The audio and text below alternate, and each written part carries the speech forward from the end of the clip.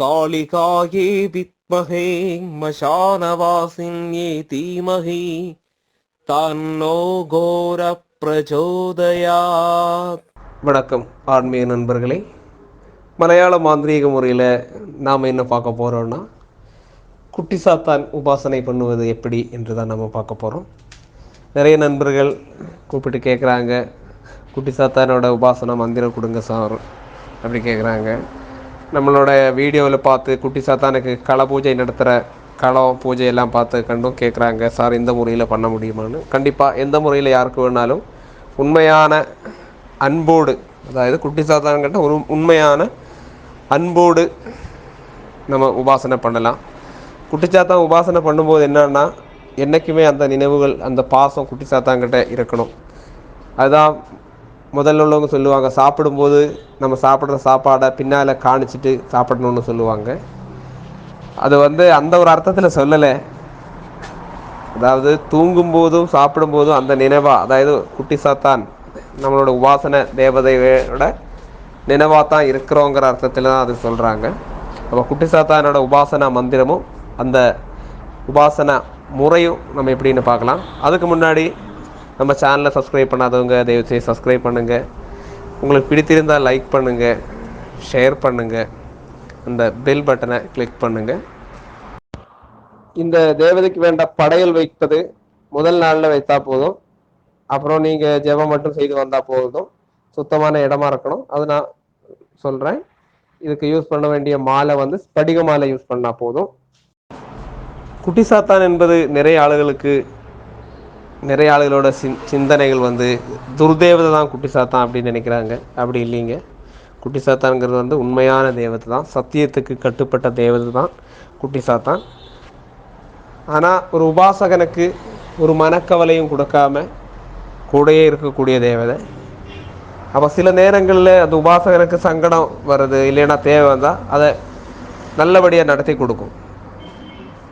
அதுதான் குட்டி சாத்தானோட உபாசனை பண்ணுறவங்கள எல்லாருக்குமே பயம். ஏன்னா உண்மையாக இருக்கும், அவங்கள விட்டு கொடுக்காத, உபாசகனை விட்டு கொடுக்காத ஒரு உண்மையான நட்பு அங்கே இருக்கும், உண்மையான சத்தியமான நட்பு அங்கே இருக்கும். அதுதான் குட்டி சாத்தான். அப்போ அந்த முறையை நாம் பார்க்கலாம். குட்டி சாத்தான் பூஜை பண்ணுறதுக்கு முன்னாடி நிச்சயமாக கட்டாயமான சொல்லலாம், காளி பூஜை பண்ணியிருக்கணும்.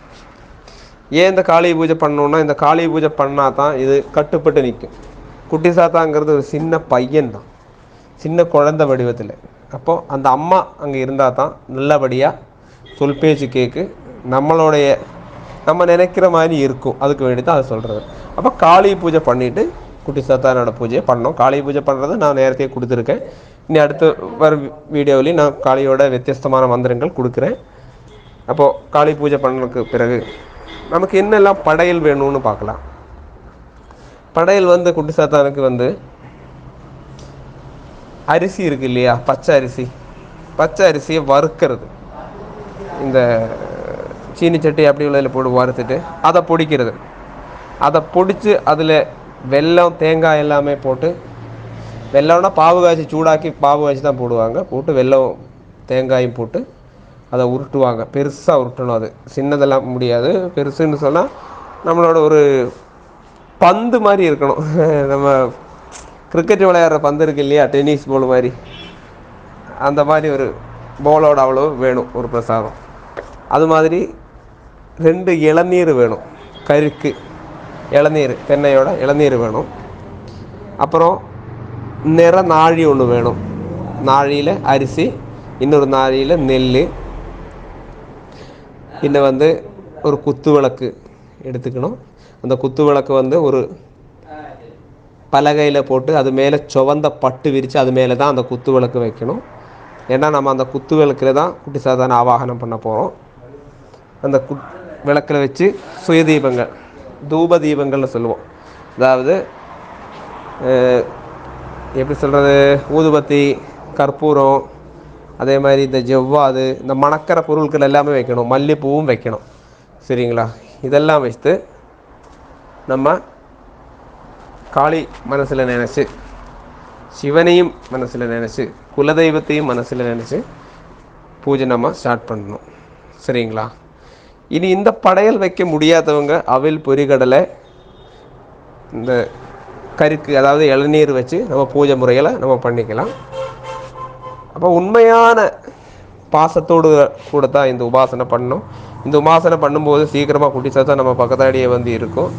அப்போது உண்மையான பாசத்தோடு வேணும். ஏதொரு உபாசனைக்கும் பாசமாக நேசமாக தான் தெய்வத்திட்டு இருக்கணும். நல்ல காரியங்களுக்கு தான் அந்த தேவதையை நம்ம யூஸ் பண்ணோம். அந்த மனசு நமக்கு என்றைக்குமே வேணும். அப்படி தான் நம்ம உபாசனை பண்ணி வரணும்.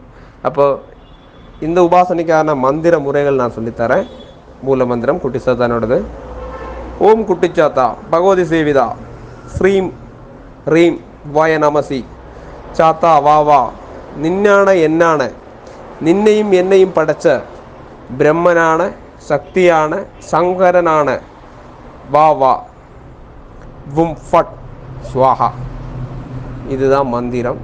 இந்த மந்திரத்தை உண்மையாக நேசித்து கொண்டு இந்த மந்திரம் நான் சொன்ன மாதிரி ஒரு நிறநாழி, அதில் அரிசி, ஒரு நாழியில் நெல், விளக்கு, கருக்கு, அதாவது இளநீர், நம்ம சொன்ன 2 படையல் சொன்னோம். அதில் ஏதாவது ஒரு படையல் வைத்து செவந்த பூக்கள் அர்ச்சனை பண்ணிவிட்டு அந்த குத்து விளக்குக்கு கொளுத்திட்டு அதுக்கு அர்ச்சனை பற்றிட்டு இந்த மந்திரத்தை சொன்னால் போதும். கண்டிப்பாக குட்டி சாத்தான் உங்களுக்கு அருள் கிடைக்கும். குட்டி சாத்தானோட மந்திரம் ஒரு முறை கூட நான் சொல்லித்தரேன். ஓம் குட்டிச்சாத்தா பகவதி சேவிதா ஸ்ரீம் ரீம் வய நமசி சாத்தா வா வா நின்னான என்னான நின்னையும் என்னையும் படைத்த பிரம்மனான சக்தியான சம்ஹரனான வா வா பும் ஃபட் ஸ்வாஹா. இந்த மந்திரத்தை குளித்து சுத்தமாக நல்ல மனசுத்தியும் தேக சுத்தியும் வேணும். அதோட நீங்கள் 41 நாள் பூஜை பண்ணணும்.